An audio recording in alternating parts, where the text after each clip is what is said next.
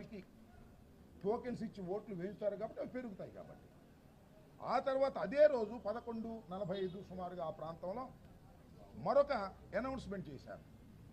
అదేమిటంటే 76.5% అంటే పెరిగింది. 68.212 నుంచి 76.5కి పెరిగింది. పెరగడం అనేది సహజమైనటువంటి అంశం.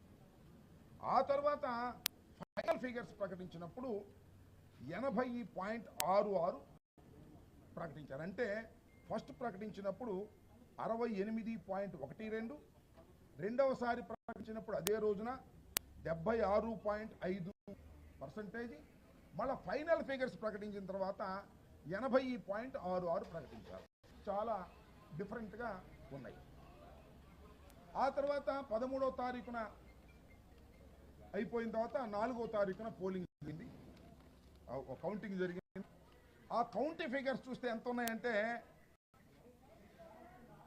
82 పైచిలుకుంది పర్సంటేజ్. ఇది చాలా ఆశ్చర్యాన్ని కలిగిస్తున్నటువంటి అంశం.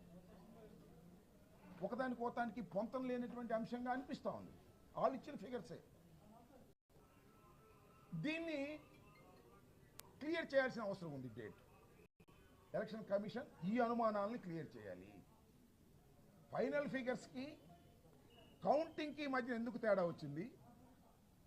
లేదు పోలింగ్ టైం అయిపోయిన తర్వాత ప్రకటించినటువంటి దానికి మళ్ళా వాళ్ళే ప్రకటించిన ఫైనల్ ఫిగర్ ఎంత హైప్ ఎలా వచ్చింది? ఇట్ ఈస్ చాలా అన్యూజువల్గా జరిగింది. జనరల్గా ఎన్నికలు జరిగినప్పుడు గత ఎన్నికలు ఒకసారి చూసినట్లయితే ఏం జరుగుతూ ఉంటుందంటే ఎలక్షన్ కమిషన్ ప్రకటించిన తర్వాత మిగతా ఓట్లు వేయడానికి వేసిన తర్వాత ప్రకటించేదానికి సుమారుగా 1% 2% డిఫరెన్స్ కనిపిస్తూ ఉంది. ఇక్కడ ఏంటి 12% పైన కనిపిస్తూ ఉన్నది. ఇది చాలా అన్యూజువల్, ఎక్స్ట్రార్డినరీ. దీన్ని డౌట్ తీర్చవలసినటువంటి బాధ్యత ఎవరికి ఉంది? ప్రభుత్వాలకు కాదు, ఎలక్షన్ కమిషన్కు ఉంది. వాళ్ళు ఇంతవరకు తీర్చినటువంటి పరిస్థితి అనేక సందర్భాల్లో అడిగినా కూడా చాలామంది, మేం కాదు చాలామంది ఇండియాలో అనేక మంది అడుగుతూ ఉన్నా కూడా దానికి ఇంతవరకు కూడా ఆ అనుమానాలను నివృత్తి చేసేటటువంటి కార్యక్రమం ఎలక్షన్ కమిషన్ చేయకపోవటం వల్ల ఉన్న అనుమానాలు మరింతగా పెరుగుతూ ఉన్నాయి. దీన్నే ఒకసారి ఎలక్షన్ కమిషన్ ఆఫ్ ఇండియా ఆంధ్రప్రదేశ్కి తెలియపరచాలనే ఉద్దేశంతో మేము రావటం జరిగింది. ఇది కాకోకుండా మరొక అంశాన్ని ఇక్కడ మీ ద్వారా ప్రజలకు చెప్పాలని అనుకుంటున్నాను. అది ఏమిటంటే ఫామ్ 20. ఫామ్ 20 అంటే ఏ అసెంబ్లీలో ఎంత పోలైంది, ఎవరెవరికి ఎంత పడ్డాయి, ఈవెంట్స్కి ఎంత పడ్డాయి, వైసీపీకి ఎంత పడ్డాయి, తెలుగుదేశానికి ఎంత పడ్డాయి, ఇతర పార్టీలకి ఎంత పడ్డాయి, నోటాకి ఎంత పడ్డాయి, మొత్తం అంతా రావాలి. That is called form 20. అది చిత్రమైన విషయం ఏంటంటే ఈ రోజు వరకు ప్రకటించలేదు. ఇది చాలా అన్యూజువల్ థింగ్. ఈ రోజు వరకు కూడా ఎలక్షన్ జరిగి ఎన్ని రోజులు అవుతుందో చూడండి. ఈ రోజు వరకు కూడా ఏ నియోజకవర్గంలో ఎన్ని ఓట్లు పోలయ్యాయి, ఎంత కౌంటింగ్ జరిగింది, ఎవరు ఏ అభ్యర్థికి ఎంత వచ్చింది అనేది ఇంతవరకు కూడా ప్రకటించకపోవటం అనేది అసాధారణమైన చర్య. ఇంతకుముందు ఎప్పుడు ఎన్నికల కమిషన్లో ఇంతకుముందు ఇంత డిలే జరగలేదు, ఇంతకు డిలే జరుగుతూ ఉంది. ఈ ఫిగర్స్ అన్ని ఎందుకు తేడాలు వస్తున్నాయి? ఫైనల్ ఫిగర్కి కౌంటింగ్ ఫిగర్కి ఎందుకు తేడా వచ్చింది? ఈ రోజున మళ్ళా ఫామ్ 20 ప్రకటించేది దీనికి మ్యాచ్ అవుతుందా లేదా? ఎందుకు ప్రకటించలేదంటే రిటర్నింగ్ ఆఫీసర్ దగ్గర నుంచి రాలేదంటున్నారు. What is this? Returning officers ఎవరు? ఎలక్షన్ కమిషన్లో భాగమే కదా. ఎందుకంటే మేము అడగలేదులే, వాళ్ళు చెప్పారు రిటర్నింగ్ ఆఫీసర్ నుంచి రాలేదని చాలా పత్రికల్లో వచ్చాయి. ఇది చాలా దురదృష్టకరమైనటువంటి పరిణామం. ప్రజాస్వామ్యంలో ఎన్నికలు సక్రమంగా జరగకపోతే చాలా ప్రమాదం.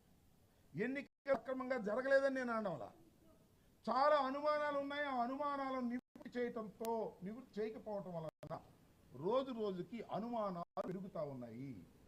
వీటిని ఎన్నికల కమిషన్ ఇమీడియట్గా వితౌట్ డిలే ఫామ్ 20లో ఉన్నటువంటి వాస్తవాలను ప్రకటించవలసిన అవసరం ఉన్నది. అవి మిస్ మ్యాచ్ కాకపోతే నష్టపోయే పరిస్థితి కూడా ఉంటుంది అనేది ఈ సందర్భంగా నేను చెప్పదలుచుకున్నాను. మరొక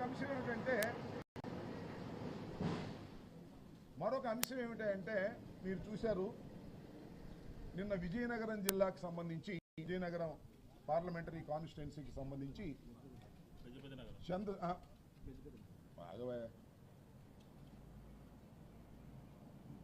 విజయనగరం పార్లమెంటుకు సంబంధించి మన చంద్రశేఖర్ మాజీ ఎంపీ ఆయన ఒక అన్యూజువల్ థింగ్ని చూశారు. అదేవిధంగా గజపతి నగరానికి సంబంధించినటువంటి బొత్స అప్పల నరసయ్య వీళ్ళిద్దరూ కూడా ఎలక్షన్ కమిషన్కి ఒక రిప్రజెంటేషన్ ఇచ్చారు. అయ్యా, ఈ ఈవీఎంలు మేము లెక్కేసేటప్పుడు దానిలో 98% ఇది ఉన్నది, బ్యాటరీ ఉన్నది. ఒకసారి ఉదయం నుంచి సాయంత్రం దాకా ఆ ఈవీఎంను ఉపయోగించిన తర్వాత దాన్ని తీసుకెళ్ళి సుమారుగా ఒక నెల రోజులో, 15 రోజుల్లో, 20 రోజుల్లో మీరు గోడౌన్లో పెట్టిన తర్వాత అది లెక్కేయడానికి తీసుకున్నప్పుడు 99% ఎందుకు ఉంటుంది? ఇది ఏదో అన్యూజువల్గా ఉంది, దీని మీద మీరు క్లియర్ చేయండి అని చెప్పి డబ్బు కట్టి ఒక అప్లికేషన్ పెడితే నిన్న ఒక పెద్ద తతంగం చేశారు అక్కడ ఉన్నటువంటి ఎన్నికల కమిషన్కి సంబంధించిన వాళ్ళు. అవి తీసుకొచ్చి మాక్ పోలింగ్ చేశారు. నాకు అర్థం కాల, బ్యాటరీ ఎందుకు అంత ఉంది అంటే మా డౌట్ ఏంటంటే, ఎవరైనా రీజనబుల్ పర్సన్ డౌట్ ఏంటంటే, ఆ బ్యాటరీ తీసుకువెళ్ళి ఈవీఎంలు భద్రపరిచిన తర్వాత ఆ బ్యాటరీ ఛార్జ్లో పెరిగింది అంటే ఈ మధ్యలో ఎవరో ఇంటర్ఫీర్ అయ్యారేమో అనేటువంటి డౌట్ ఉంది. ఇంటర్ఫీర్ చేయాల్సింది ఎవరు? Election commission. దానికి బ్యాటరీ గురించి మీరు క్లియర్ చేయమంటే మాక్ పోలింగ్ పెట్టి క్లియర్ చేసేటటువంటి పరిస్థితి చేస్తున్నారు. That is not our doubt. Mock polling అంతకుముందు కూడా ఎన్నికల్లో పెట్టారు. ఇవాళ ఒంగోలులో కూడా అదే పరిస్థితి. వీవీ ప్యాడ్లకి మీకు ఒక విషయాన్ని ఇక్కడ చెప్తాను. ఈ వీవీ ప్యాడ్లు అనేవి ఎక్కడి నుంచి ఉంటాయి? ఖచ్చితంగా ప్రస్తుత ముఖ్యమంత్రి నారా చంద్రబాబు నాయుడు గారు ఈవీఎంలు ట్యాంపర్ చేసే అవకాశం ఉంది కాబట్టి ఈవీఎంలు పనికిరావని ఒక పెద్ద ఉద్యమం చేశారు. మీకు గుర్తుండే ఉంటుంది. దేశవ్యాప్తంగా తిరిగారు. మొట్టమొదటి చంద్రబాబు నాయుడు గారే ఈవీఎంలు ట్యాంపర్ చేసే అవకాశం ఉందని ఈ ప్రపంచానికి తెలియపరిచినటువంటి వ్యక్తి. ఆ తర్వాత ఆయన ఫైట్ చేశారు, ఎలక్షన్ కమిషన్కి వాళ్ళని రిప్రజెంటేషన్ చేశారు. అప్పుడే ఈ వీవీ ప్యాడ్ వచ్చింది. అంతకుముందు వీవీ ప్యాడ్ లేదు. మనం బటన్ నొక్కితే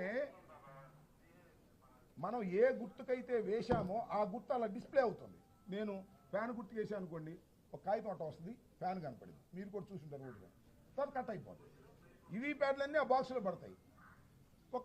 ఒక బూత్లో ఫర్ ఎగ్జాంపుల్ నాకు 50 ఓట్లు పడ్డాయి, నా ప్రత్యర్థికి 150 పడ్డాయి. ఖచ్చితంగా ఈ వీవీ మిషన్లో ఎంత ఉందో అక్కడ వీవీ ప్యాడ్ కనపడాలి. అప్పుడే మ్యాచ్ అవ్వాలి. మ్యాచ్ అయినప్పుడే కాన్ఫిడెన్స్ వస్తుంది. అదే విషయాన్ని ఒంగోలు అడిగితే మేము మాక్ పోలింగ్ పెడతా ఉన్నారు, కోర్టులో ఉందనుకుని దట్ ఇస్ డిఫరెంట్ మ్యాటర్. కోర్టు డెసిషన్ వచ్చిన తర్వాత దాని మీద మా పార్టీ నిర్ణయం తీసుకుంటుంది. కాబట్టి దెర్ ఇస్ ఎన్నో డౌట్స్ క్రియేట్ అవుతున్నాయి. ఎలక్షన్ అయిపోయిన తర్వాత ఏదో జరిగిందనేటువంటి భావన ప్రజల్లో కలుగుతూ ఉన్నది. ఈ ఏదో జరిగిందనే భావన కలుగుతున్నటువంటి ప్రజల్ని, లేదా వివిధ సంఘాలని, లేదా వివిధ పార్టీలని, వాటన్నిటికీ సమాధానం చెప్పవలసినటువంటి బాధ్యత ఎలక్షన్ కమిషన్కు ఉంది. ఆ బాధ్యతను సక్రమంగా నిర్వర్తించకపోతే, ఆ డౌట్స్ అన్ని తీర్చకపోతే ఏదో జరిగిందనేటువంటి ప్రమాదం, ప్రజాస్వామ్యానికి ప్రమాదం వచ్చిందనేటువంటి భావన కలిగేటువంటి అవకాశం ఉంది. అందువల్ల మేము వారికి ఒక రిప్రజెంటేషన్ ఇచ్చాం. వీటన్నిటి మీద ఫామ్ 20 ఎందుకు ఇంతవరకు ప్రకటించలేదు? ఎప్పుడైనా మీరు చూడండి, ఎన్నో ఎన్నికలు జరిగాయి భారతదేశంలో, ఎప్పుడూ కూడా ఫైనల్ ఫిగర్స్ ప్రకటించడానికి ఇంత సమయం తీసుకోలేదనేది మా అభిప్రాయం. ఈ రోజు కూడా ఫైనల్ ఫిగర్ చెప్పేటటువంటి పరిస్థితుల్లో లేరు అంటే ఏదో జరిగిందేమో అనేటువంటి భావన కలుగుతా ఉన్నది. ఇలాంటి అనుమానాలను నివృత్తి చేయవలసినటువంటి బాధ్యత ఎన్నికల కమిషన్కు ఉంది. కాబట్టి రిటర్న్గా వైఎస్ఆర్ కాంగ్రెస్ పార్టీ తరపున మేము ఈ రిప్రజెంటేషన్ వారికి, ఎన్నికల కమిషన్ వారికి ఇవ్వటం జరిగింది.